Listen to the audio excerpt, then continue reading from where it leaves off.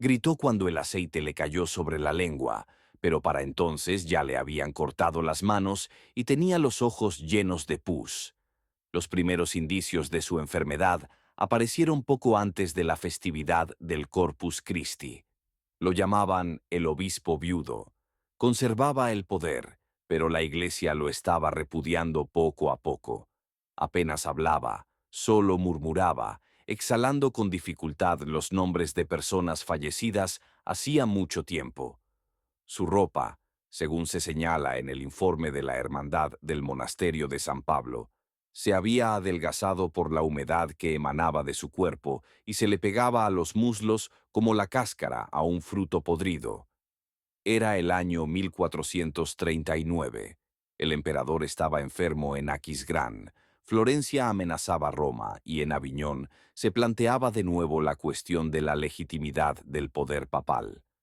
En ese momento, el arzobispo de Metz, Agustín von Grumer, un hombre que mantenía a raya a los herejes y mercaderes de la Alta Lorena, se encerró en sus aposentos y comenzó a pudrirse. Por la noche sus sirvientes oían jadeos y quejidos. Por la mañana, según el cronista Enrique de Tulle, el médico le descubrió, en la parte inferior del abdomen, un absceso hinchado, caliente, con bordes duros y un hedor repugnante. Su orina se derramaba en un recipiente de madera y, según el monje Francisco, tenía el color del cobre oxidado mezclado con leche. Uno de los ayudantes del obispo, Messire Jean de Rennes, contó más tarde. Decía que tenía animales dentro. Nos pidió que le abriéramos el pecho para sacarle las garras, y cuando nos negamos, se golpeaba la cabeza contra la pared y aullaba como un perro. Durante los 3 primeros días, la enfermedad destruyó lentamente su mente. No permitía que le cambiaran las sábanas, sospechando que las telas estaban envenenadas. Rechazaba la comida, asegurando que el cocinero era un mensajero del infierno. Uno de los médicos, Pierre de Gaulle, le recetó opio y compresas calientes, pero las pomadas se derretían con el sudor antes de que pudieran absorberse. La sangría en la vena del brazo izquierdo no le alivió. El líquido era oscuro, con restos de pus amarillo. Según el informe de Pierre, aparecieron úlceras en el cuerpo, especialmente alrededor de la cintura y en la parte inferior del abdomen. Secretaban una sustancia espesa y maloliente, por lo que se encendieron inciensos en las habitaciones contiguas. Al final de la primera semana, el obispo ya no podía mantenerse en pie. Le cubrieron la camilla con una tela de lino gruesa, pero la humedad y el pus la amarillearon. A su alrededor comenzaron a reunirse consejeros y sacerdotes, no tanto por compasión como por expectación. ¿A quién nombraría sucesor de la sede episcopal y a quién maldeciría?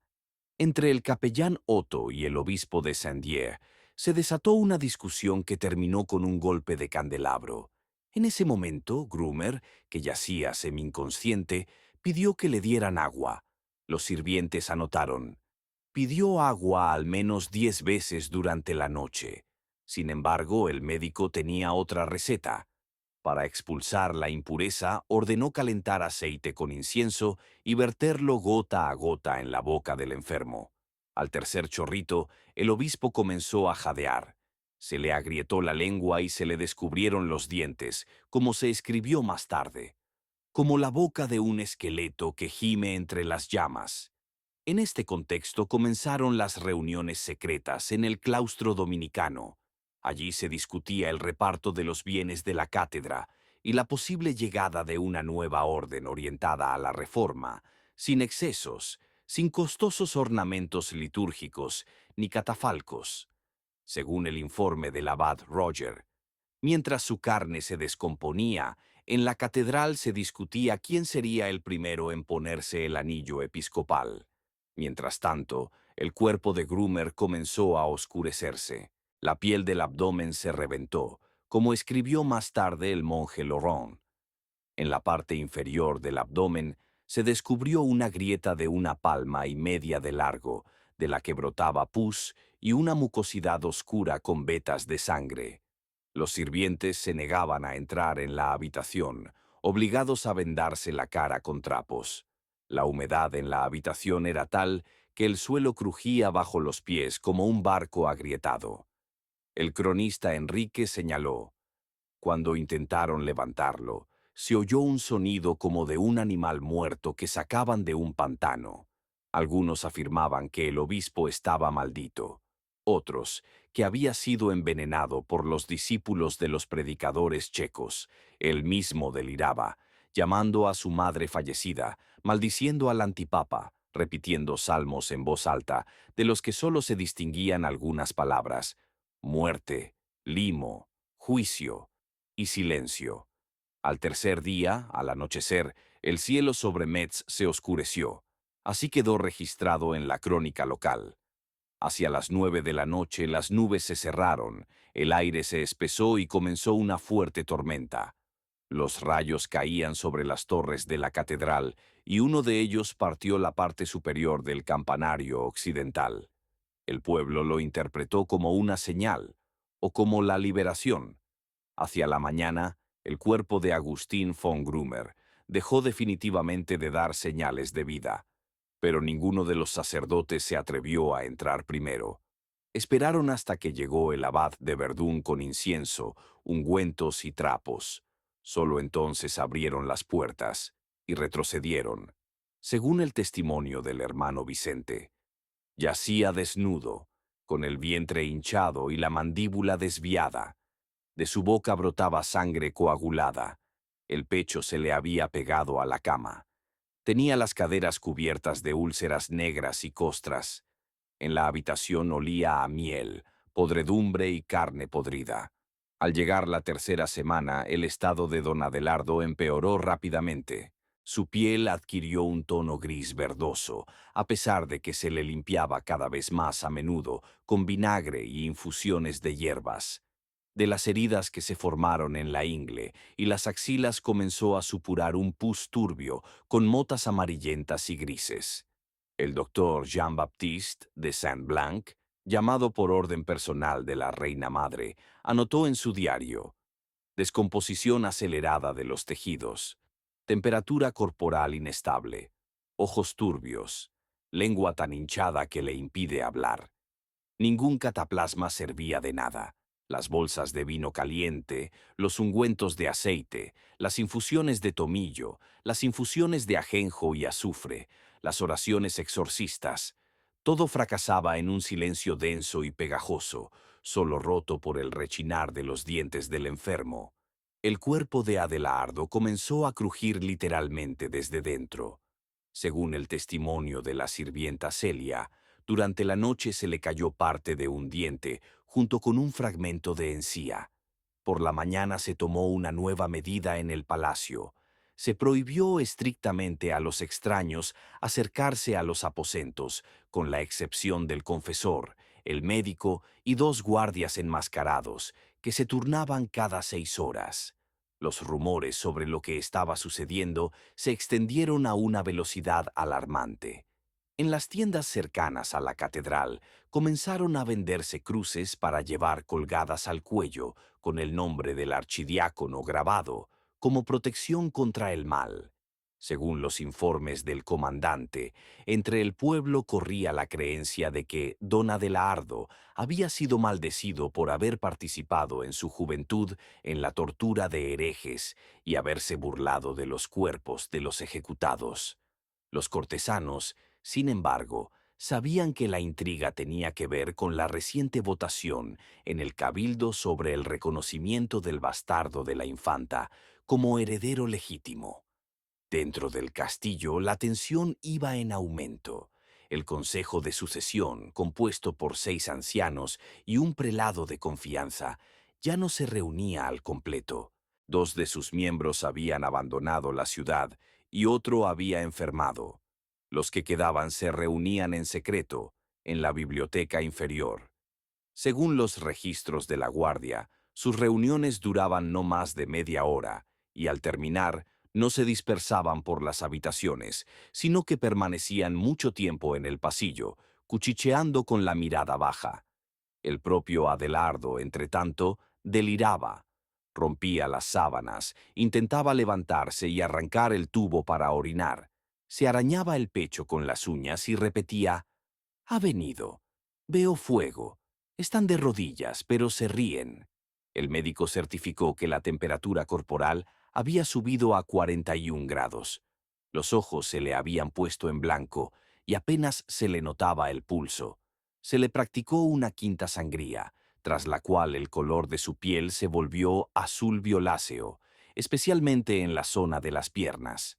A partir de esa noche, comenzó a salir pus con un fuerte olor a sulfuro de hidrógeno de debajo de las uñas del enfermo. El personal sanitario fue sustituido 3 veces, ya que los anteriores no pudieron soportar el hedor. El confesor, don Fernando, escribió en su informe al arzobispo de Toledo: «Su fe vacila, rechaza la comunión, pregunta por qué Dios le ha dado podredumbre y gusanos en vida». Este texto llegó al canciller a través de un mensajero personal y provocó una reunión secreta en la capilla del altar.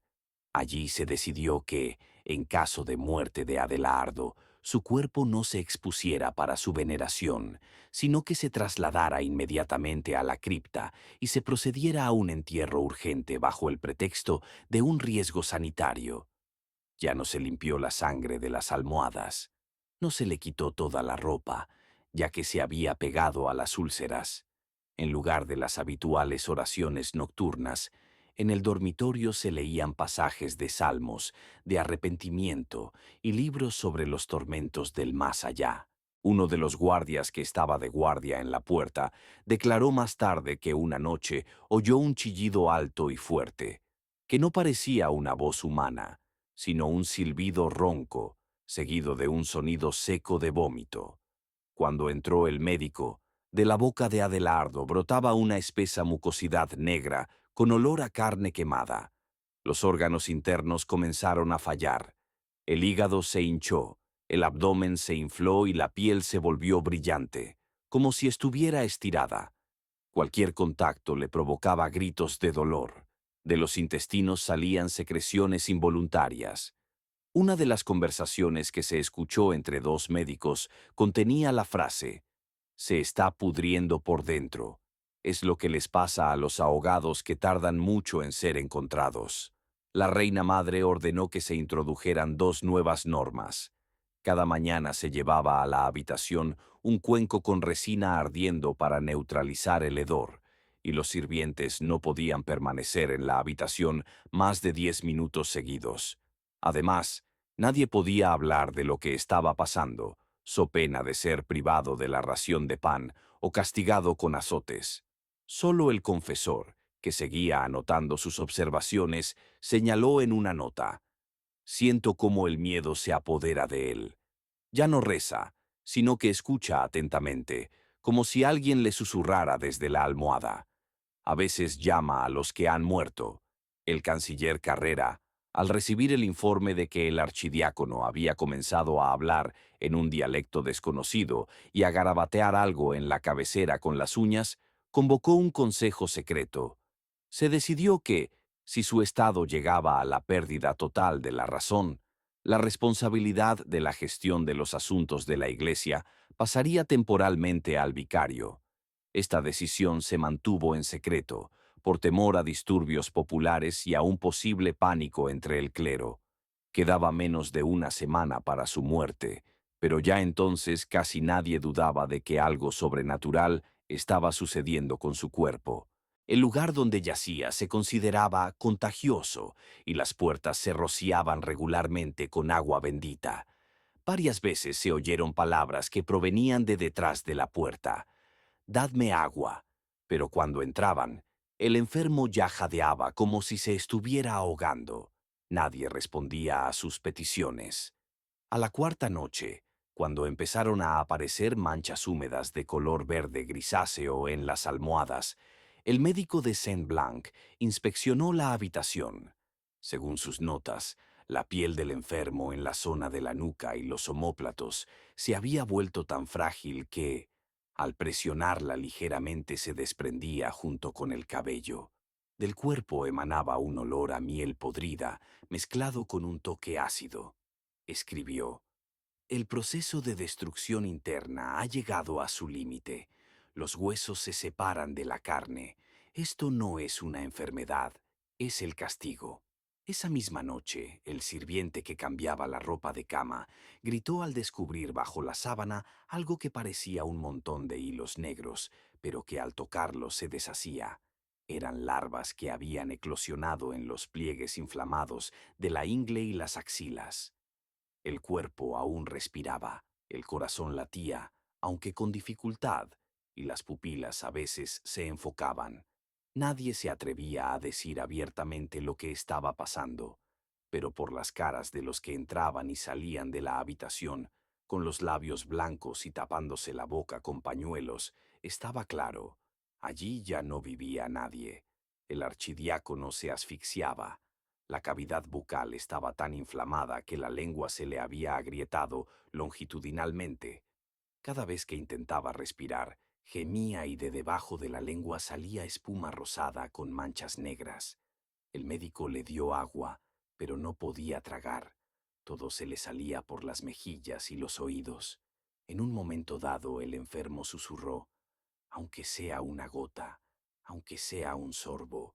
Y entonces uno de los guardias, incapaz de soportarlo más, le gritó con ira, «Tú mismo los cosiste, hereje. Ahora pides clemencia». Los sirvientes murmuraban, «Es el castigo». No mencionaban el nombre del archidiácono, se referían a él simplemente como él. Quitaron la carne de la cocina, nadie podía comer. Extendieron en el suelo esteras de lavanda y mirra, pero tampoco sirvió de nada. El hedor penetraba a través de las paredes y de la ropa. Ratones y ratas se instalaron cerca de los aposentos. Se dice que ni siquiera se atrevían a acercarse. La noticia del estado de don Adalardo llegó a las provincias vecinas. Los delegados de Tarragona y Burgos se negaron a visitarlo. Uno de ellos, el sacerdote don Luis, escribió en una carta, «Si esto le ha sucedido a él, significa que el pecado está impregnado en su propia carne. No se trata de una enfermedad, sino de un presagio». La carta llegó a manos del duque de San Clemente, cuyo hijo menor había sido acusado anteriormente de herejía y quemado por orden del archidiácono. El duque ordenó que se abrieran todas las cortinas de luto de su casa en señal de celebración. Mientras tanto, el cuerpo seguía deteriorándose. Las manos, especialmente la izquierda, se secaron y parecían pergamino. Los dedos se retorcían en convulsiones. El pecho crujía al respirar.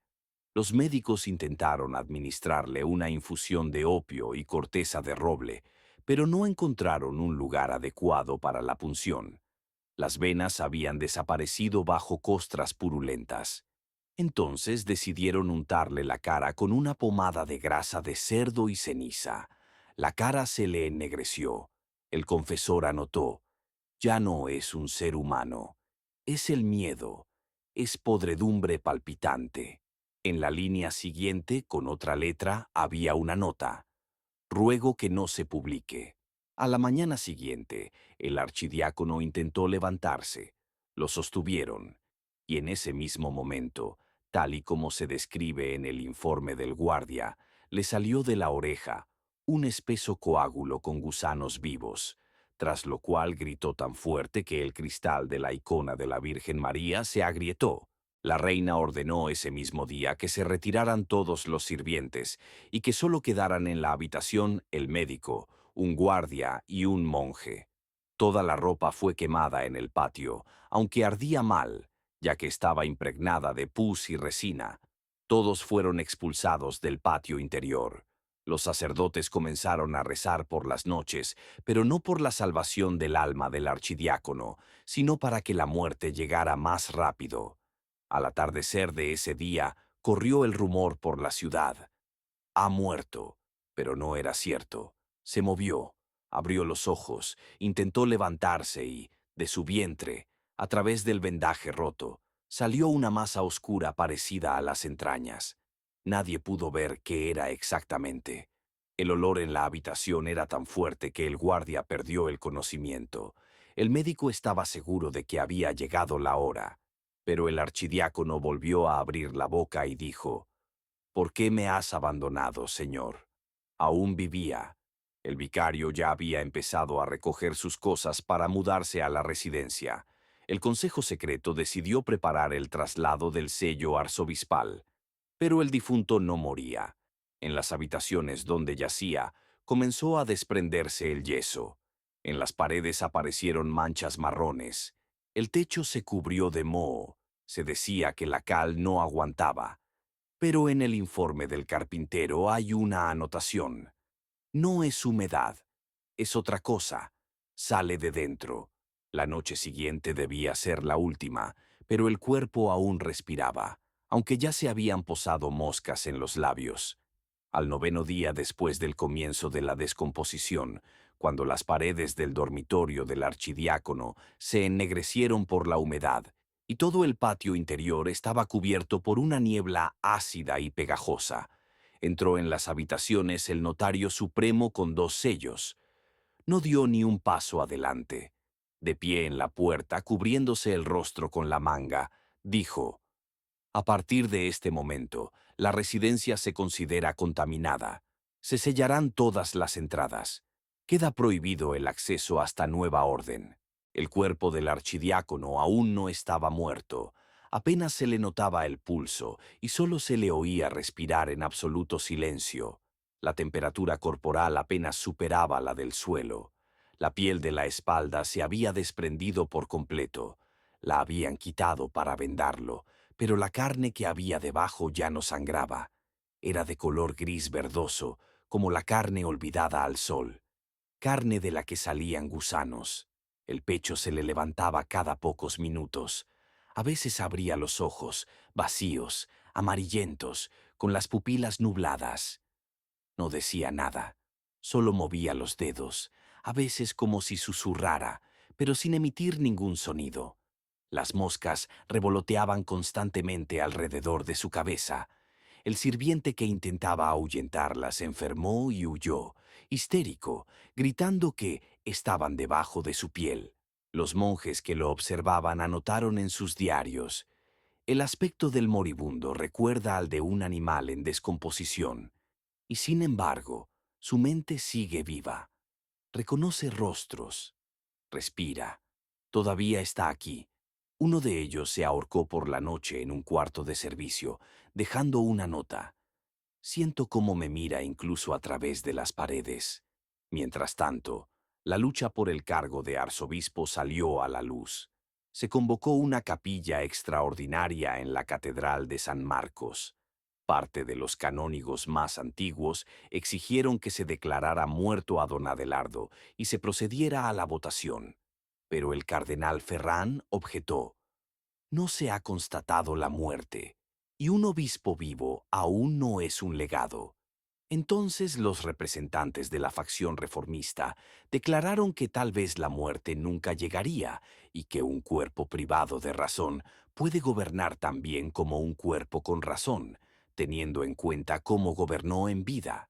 Algunos exigieron quemar el cuerpo mientras aún estuviera vivo, a modo de sacrificio para purificar la tierra, pero eso habría sido una rebelión abierta.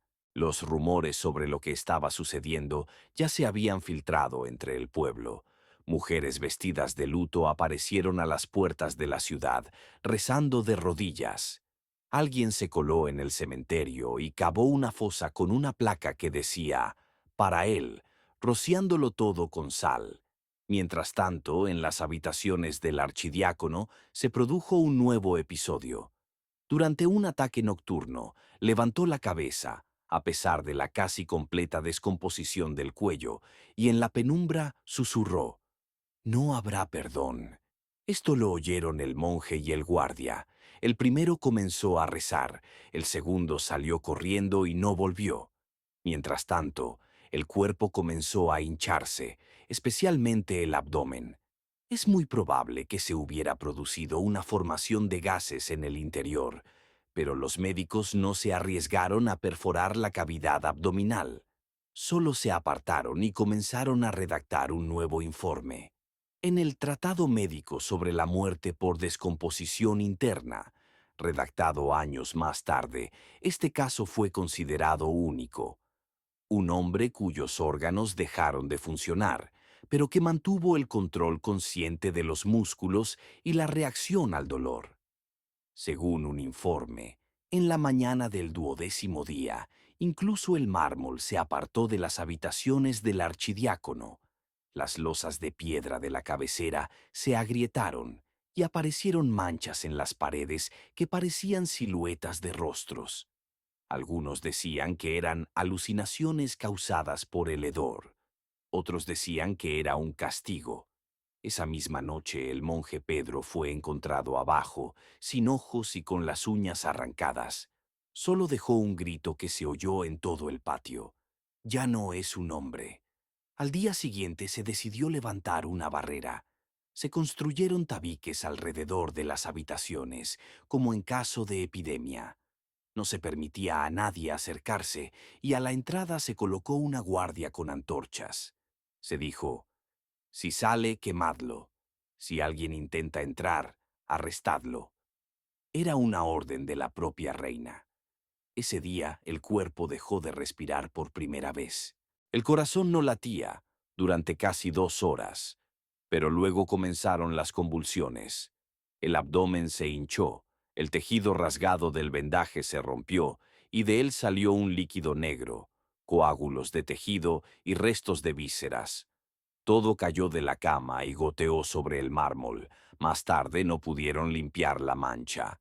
Se incrustó en la piedra. Entonces llegó la muerte.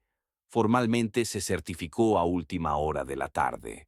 No porque el corazón se hubiera detenido, sino porque la cabeza del enfermo dejó de moverse incluso con las inyecciones en el pecho. El sirviente, sin esperar órdenes, lo cubrió con un paño. Los médicos guardaban silencio. Los monjes lloraban. Uno de ellos, en un susurro, dijo: «Esto no es el final, es el comienzo». El cuerpo fue sacado en un ataúd cerrado. Pesaba 3 veces más de lo normal, por lo que fue necesario llamar a 8 personas. Desde los aposentos hasta la capilla ardiente, atravesaron el patio trasero, ya casi al amanecer. Los perros aullaban. La gente salía a la calle, pero nadie se acercaba. La autopsia reveló que no quedaba ningún órgano intacto. El hígado se había descompuesto, los pulmones se habían pegado y el corazón estaba cubierto de tumores. El cerebro estaba completamente blando y el cráneo lleno de gusanos. Ninguna parte se prestaba a la embalsamamiento. El archidiácono Adelardo fue enterrado en una tumba especial a las afueras de la ciudad. Ningún sacerdote celebró una misa de requiem. La reina firmó un decreto por el que se suspendía el poder eclesiástico en la ciudad hasta la elección de un nuevo jefe. Se desató una lucha abierta entre católicos y reformistas. 2 semanas después, se produjo un asalto a la catedral en el que murieron 16 personas. El cuerpo del archidiácono fue enterrado 2 veces. La última vez, en una tumba sin nombre. Los sirvientes que sobrevivieron al episodio se marcharon para siempre. Uno de ellos escribió muchos años después: pidió agua y en respuesta recibió llamas. Él mismo era cenizas.